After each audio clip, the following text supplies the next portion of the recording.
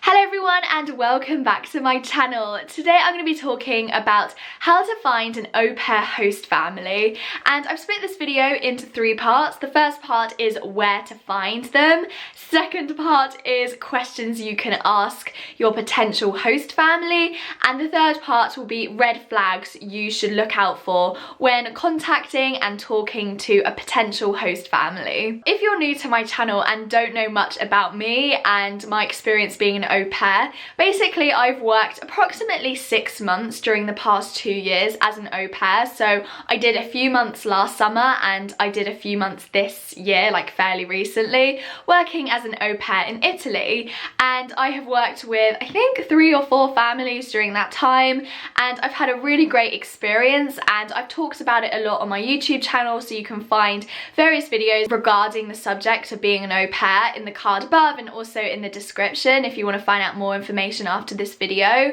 But yeah, I've had a really fun time. I've learned so much, and it's definitely something I consider doing in the future when I want to go back to Italy, because you get to experience the culture in a really immersive way when you're staying with a family, and that's what being an au pair is. You're basically working as a nanny, living with a family from that country. So for example, for me it would be in Italy with an Italian family, and yeah, you're just working with the kids, and sometimes you're given various other roles like filling the dishwasher with the cutlery and the dishes, and maybe putting the clothes out to dry, things like that.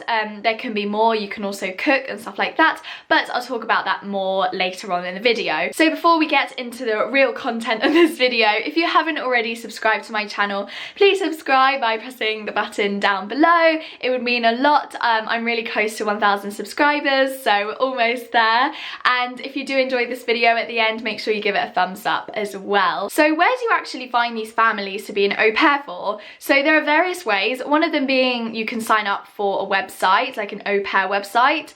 My 2 favourites, and the 2 I've come across that are legit and have loads of families from loads of different countries, is aupair.com and aupairworld.com. I'm going to put the links in the description if you want to go check them out and sign up. If you want to sign up to these websites as an au pair, it's free, but if you want to sign up as a host family to find an au pair, I think you have to pay for it. That's the case for Au Pair World anyway. From my experience, I personally have used aupair.com to find a family in Bologna, and I even signed a contract to work for them.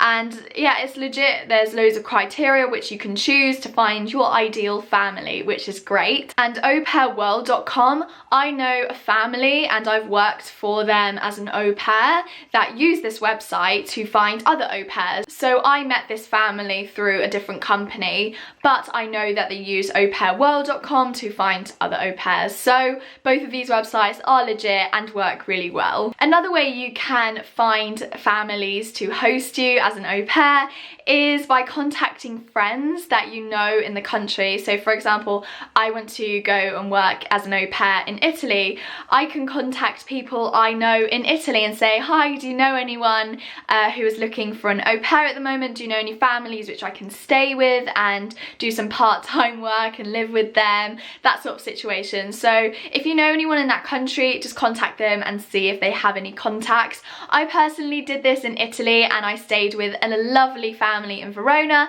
and that was all because I contacted someone I knew in Italy and they knew of this family in Verona and gave me their contact details. Another way you can find host families is through advertising on Facebook groups, and that's specifically local to the area you want to go to. For example, if I want to be an au pair in Florence, I would look at family Facebook groups in Florence and see if anyone's asking any questions about, does anyone have any contacts for an au pair, or a similar question like that. And then if I saw that, then I would reply to that and say, hi, I'm an au pair. Obviously, if you're going to Italy, speak Italian in the Facebook group so everyone understands you. If you don't know Italian, then Google Translate it. It's very easy nowadays. And yeah, you can just put a post, that's what I mean as advertising, just put a post in the group, say, hi, I'm an au pair from, I don't know, like London, and I'm looking to stay in Florence for like 2 months. Is anyone interested in this, basically? And just put that in Google Translate, make sure it makes sense in Italian, and then put that on the chat and see if anyone responds. You can also contact local schools to the area too. So let's just use the example of Florence again. Say if you want to go stay in Florence, you can contact like primary or secondary schools. Probably primary would be better, but either if you want to work with older kids, contact secondary schools and say, hi, I'm an au pair, I'm an English au pair looking to learn Italian and to teach kids English. I would love to kind of work with your school to stay with one of your students' families, to have like a culture exchange. Just kind of pitch it in that way through an email to various schools in the area you want to go to, and I'm sure one of the schools will come back to you and say, yes, we'd love to do that, and then give you some further details. Now we're going to move on to questions you should ask your potential host family when being an au pair. So the first being, how many hours will I work per day? This is just important to establish before you actually move in. If you feel safer, you can actually ask them to create some sort of contract for you to sign so that everything is very, you know, in place before you move into their house, because you don't want to move in with them and become their au pair and then you realize, oh, I'm actually working 16 hours a day, you know, because that is possible. Even though it's against the law, it's definitely possible for you to be working that many hours. You should also ask them if you're going to receive any days off to explore the area on your own. Obviously, you're probably wanting to go to a different country to become an au pair, to learn the culture, learn the language. So it's important to ask if you're going to get any days off to do that, because if not, if you're working like 7 days a week and all day, you're not going to experience the culture and the area very much. So that may not be a very good choice for you if you're not going to be getting any days off. You should also ask them what their preferred language to speak to the children is. So if they want you to stay with them just to speak English, it's important to know that before you go, because you don't want to start speaking like Italian to the kids and the parents are like, no, you're here as an English person, you have to speak English. I've had various situations with different families. They want different things. A few of the families I've stayed with, it's fine if I speak Italian to the kids sometimes, because a lot of the times the kids don't understand what I'm talking about, so it's good practice for me to use Italian. But one of the families I stayed with, they only wanted me to speak English, like they really don't want me to speak any Italian with the kids, so it was just good to know that before I went. Will you have any other duties other than looking after the kids? As I mentioned at the beginning of this video, sometimes the family wants you to do various other duties. For me personally, I haven't done many other duties other than literally putting the washing out when it was like finished getting washed in the washing machine. But I do know a girl personally who basically did all of the housework. She was working as an au pair as well as like a full-time kind of household figure. I don't know really the right word to use there, but she was cooking every single meal for the kids and the parents as well. She was cleaning every single day. She was driving the kids to school, everything like that, and looking after the kids full time and managing the house she was in as well. So it was really full on, and she wasn't disclosed this information before she got the job. So that's why I'm saying it's important to ask these questions before you go, because it may be a big like make or break situation when you ask these questions, because maybe you don't want to be doing other household duties, you know, maybe you just want to go for the kids and for the experience. Also ask how much you want to get paid. This is a really easy thing, but I think sometimes it's easy to forget, you know, you are getting paid. I know for me personally, sometimes I just go for the experience, you know, like I don't mind if I don't get paid, and with some of the families I haven't got paid. I've simply been there for the experience and to be just somewhere else. But if you're going there to get paid as well as to have the experience, make sure you do ask before you go how much you'll be getting paid. Will it be on a weekly basis, a monthly basis? It's a job at the end of the day, so these are things you wanna ask. The next question isn't that important, but I think it's interesting to know before you actually live with the family, just a little bit about them. And that question is, have they ever had an au pair before? And if so, what was their experience? Because I've asked various families this, like I've stayed with one family who hasn't had any au pairs before, so it's all kind of new to them, and that's good to know.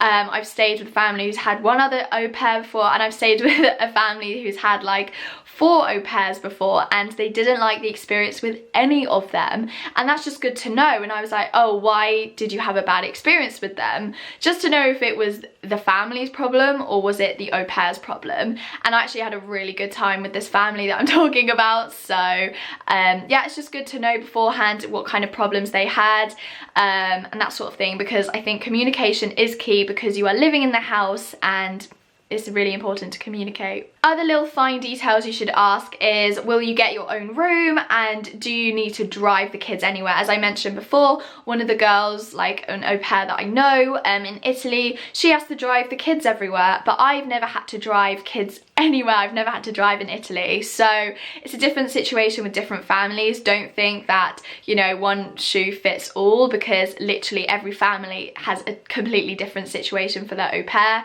I've stayed in like an apartment by myself, which is like inside the house. It was super cool with one of the families, but with another family I was literally sleeping in the girl's bed while she was sleeping with her brothers, so it's really different. It really depends on the family. Now, the last thing that I wanted to talk about is red flags that you should pick up on. Haven't got a lot, because I think most of it is common sense. If the families seem a bit dodgy, or you've never met the kids through FaceTime, these are things you should be like, why haven't I ever met the kids before I've arrived, you know? Little things, but they're common sense, so I think you'll figure them out. But the 2 main things I wanted to point out today is unfair working hours versus how much you're getting paid. If you're going to be working 15 hours a day and you're only getting paid like £100 a month, think about if that's worth it, because I know another au pair that she calculated how much she gets paid versus how many hours she does, and it was less than £1 an hour. So just think about that. Do you really want to be working for less than £1 an hour? It depends your goal of being an au pair. If you just want free accommodation and to have an experience in a different country, maybe that's worth it for you, but some people won't find that worth it and will get frustrated by that situation. So just think about that, if that's a red flag for you or not. And the last thing that I wanted to point out with red flags is how difficult or how easy it is to communicate with the family. So you should really have like maybe 1, 2, 3 or even more like video calls with the family you're going to be staying with, just to learn more about each other. Maybe you want to talk to the kids a few times before you like live there properly or something like that, because if it's really difficult to communicate, especially with the parents, you're gonna have real trouble when you're actually living with them. Maybe this is like a language barrier, maybe their English isn't good enough and you just simply can't understand what they mean. For me, that is a little bit of a problem. Well, not so much anymore, because I can speak Italian, so that's not a big problem, but especially at the beginning when I was looking for a family to host me, if the parents can't communicate in English very well with me, it's just very hard to work. It's like speaking to your boss in another language, you know? It just makes your job really difficult and frustrating. So that's a big thing, and it's not really a red flag, but something else to consider before you say, yes, I'm definitely interested in moving in. So that's it for this video. I really hope you enjoyed it. I did notice the lighting changed drastically during this video, and really sorry about that. I'll be using artificial lights from now on, because the weather is just shockingly bad at the moment in the UK. So yeah, I'll definitely be using artificial lights from now on. But yeah, I hope you still enjoyed this video, even though it wasn't the best looking one. If you did find it helpful, do let me know in the comments below, and do let me know your experience if you've become an au pair before, if you're looking for a host family right now, or anything else. If you have any questions, do just comment them down below and I'll respond to them as soon as possible. And if you did enjoy this video, give it a big thumbs up and subscribe if you haven't already, and I think that's it. See you next Saturday for another video all about traveling the world and working abroad. See you next Saturday. Bye!